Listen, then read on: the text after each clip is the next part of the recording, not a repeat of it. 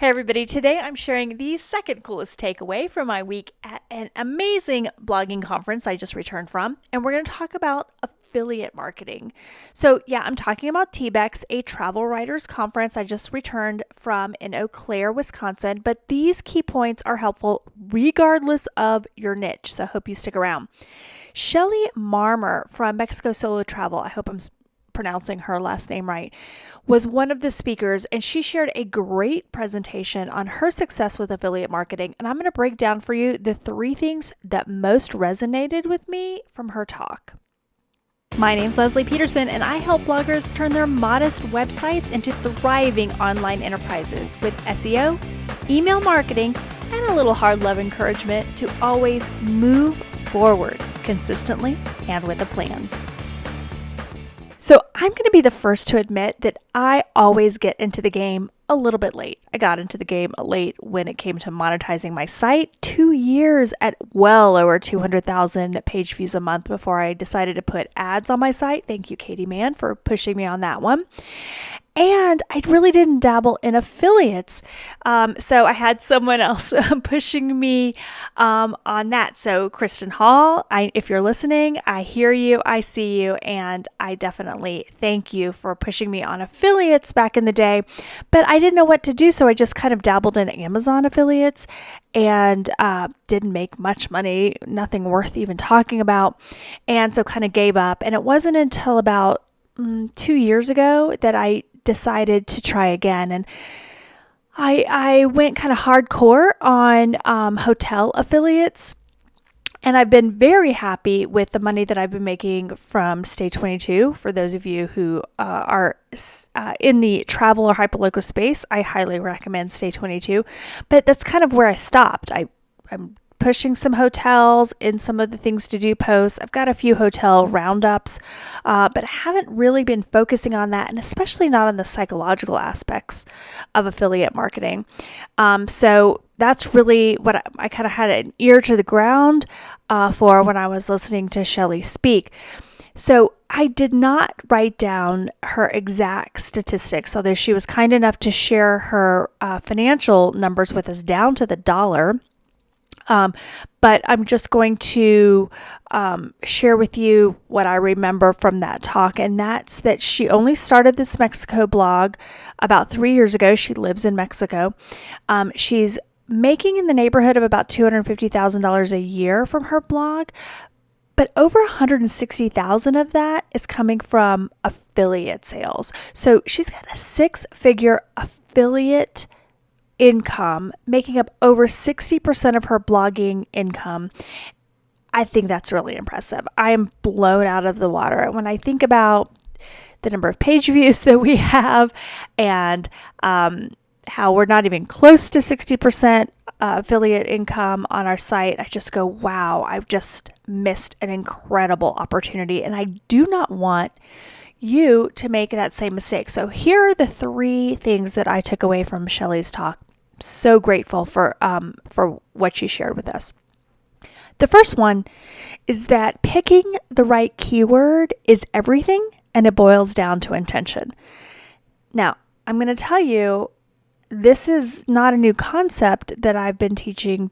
If you're a student of mine, it's not a new concept at all, but I never really thought about it from an affiliate perspective. I'm so embarrassed to say that, quite frankly. So she went over the 4 primary intentions that we all know, especially if you've done any SEO research or you have an SEO tool. There's usually an indication of what the keyword intention is from one of 4 categories. Informational.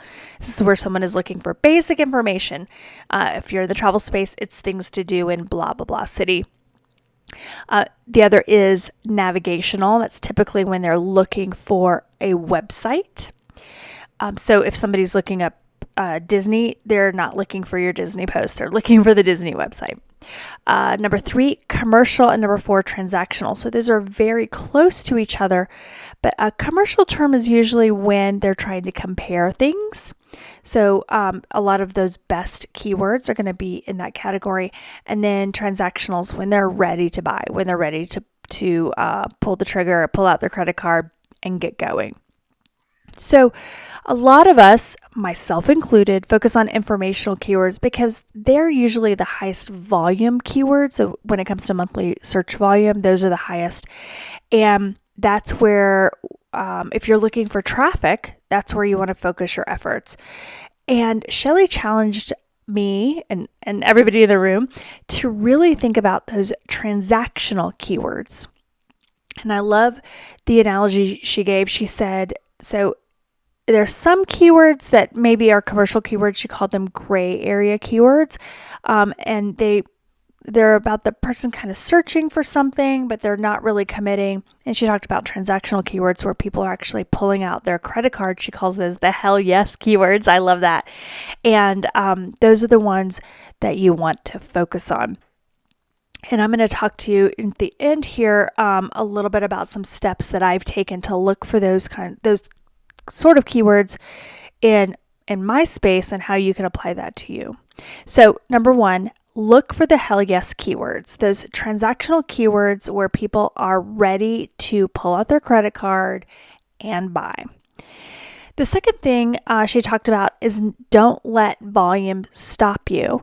So monthly search volume, again, tends to be higher for informational keywords. So I've got some keywords where the monthly search volume is, target keywords for us where it's 35,000, 55,000, 85,000 people a month are searching for those terms.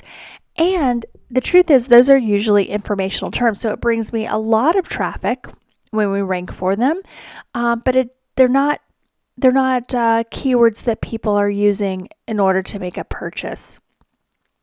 So she said, hey, don't look at that volume so much, because if you're ranking number one for something that's like 85,000 keyword search volume a month and nobody's buying from it, then you're just making their ad revenue.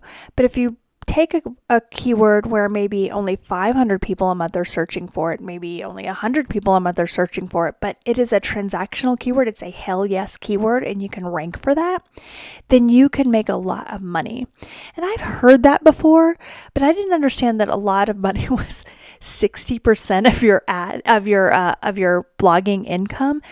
So that's really changed my mind set. It makes me want to look for, what are those low volume keywords that I've dismissed in the past. And I'm not saying go for a low volume keyword that's informational. I mean, it has to be a low volume keyword that you can use to make money on, where you've got a really great affiliate partner or partners that you can leverage in that post. Then maybe it is something that we need to reconsider, especially if you can rank number one or number two. I mean, if you can rank number one for a term that has only, let's say, 200 people a month, well, if 200 people a month are coming to your blog to buy something, I mean, that's cold hard cash, right? Now, the thing she didn't talk about, and she's a smart woman, I'm sure she understands it, she just didn't have time to go into it, and that's talking about difficulty. So I'm not sure how she manages difficulty, what her difficulty numbers are, how she balances that low volume with high difficulty. Obviously, if you can, you're looking for transactional keywords with low difficulty, but that's not always the case.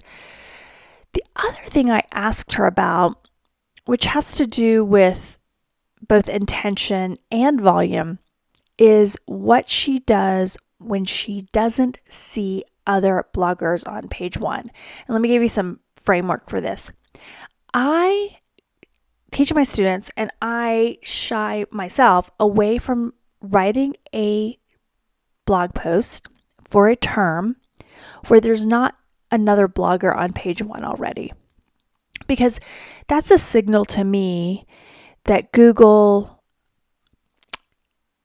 the intention isn't matching. So the best example I can give you, again, sorry for the folks who aren't in the travel space, but the best example I can give you is in travel. If you're looking for a hotel, let's say you're looking for pet-friendly hotels in, Eau Claire, Wisconsin, and you look at page one, and everybody on page one is an Expedia property. So it's a hotels.com and a Booking and Vrbo, or just all of the different Expedia properties. I tend to shy away from that. Now, I have dabbled in that in the past. I've in the Atlanta market, I've tried my hand at it. I've said, okay, regardless of the fact that there's only Expedia properties on page one, I'm going to go ahead and try to rank on page one. And I haven't had a lot of success, so kind of stopped doing that. And when I asked Shelly about it, she said she thinks she does not let that stop her.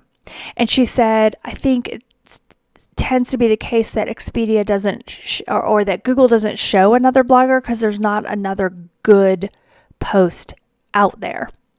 So that makes me think, the reason I'm bringing this up here is because it makes me think that that's the difficulty level. So in that case, maybe the difficulty is kind of low and Google's just waiting for that right blogger to put them on page one. And then afterward, just as a side note, Anna Cook, shout out to Anna, she said she's been following advice from Shelly, and she tried this with a hotels post with a city in North Carolina, and she actually did make it to page one, even though previously there had only been Expedia properties there. So now I'm back to the drawing board of rethinking that strategy. And I went to look through some keywords for my Atlanta market, and the difficulty was really, really high.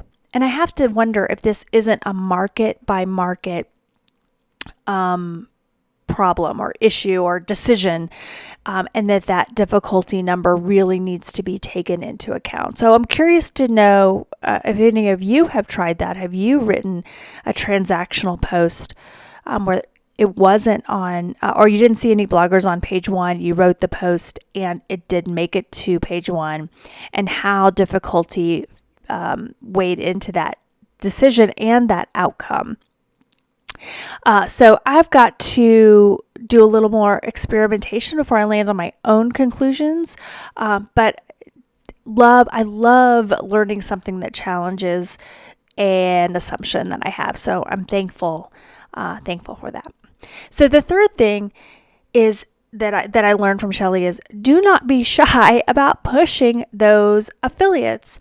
So a couple things that she does in the format of her posts that I love is that at the very top, she's got like an introductory, not paragraph, but like an introductory sentence that starts with a question where she's really just reminding people of why they're on her page, kind of validating that question that the searcher had.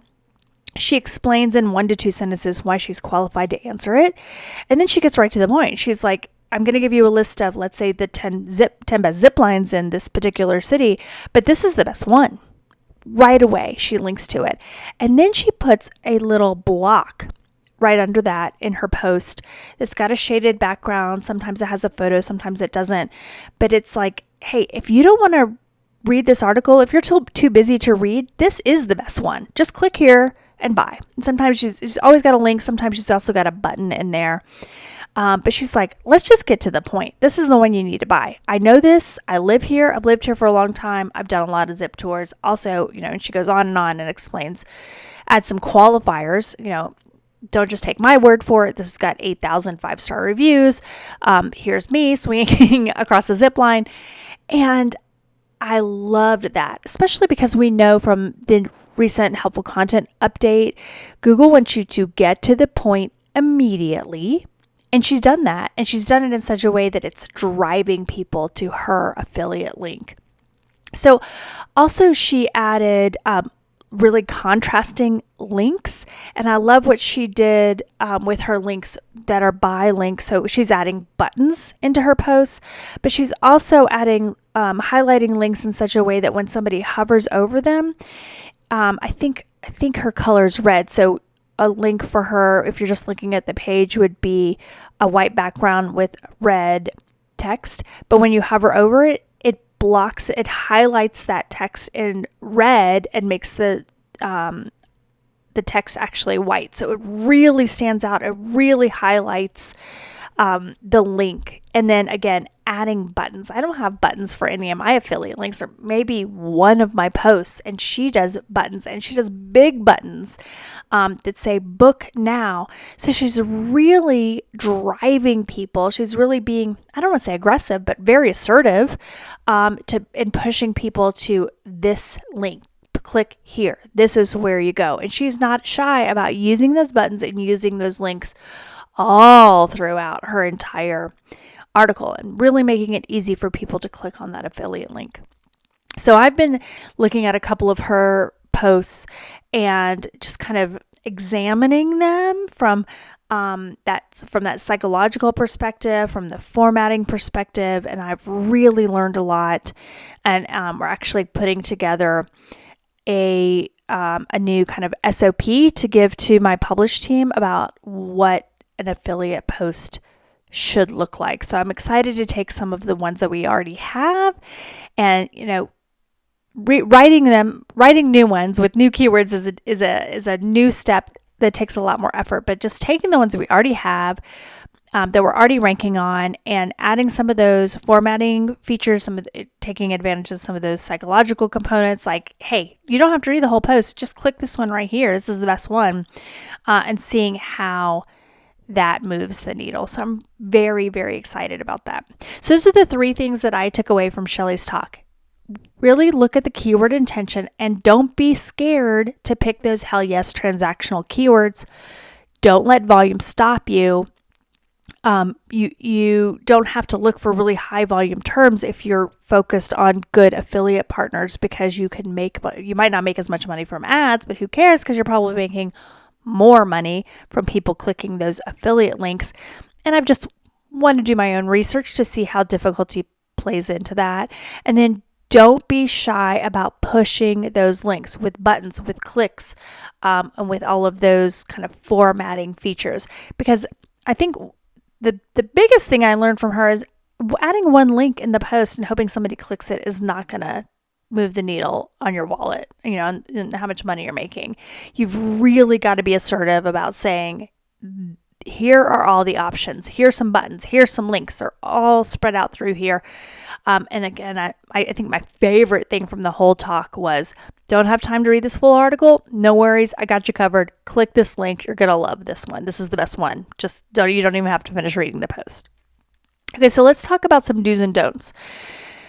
I do want you to make sure you shop around for the right affiliate partners, because you want that, you want the ones with the highest payouts and the ones with the longest cookies.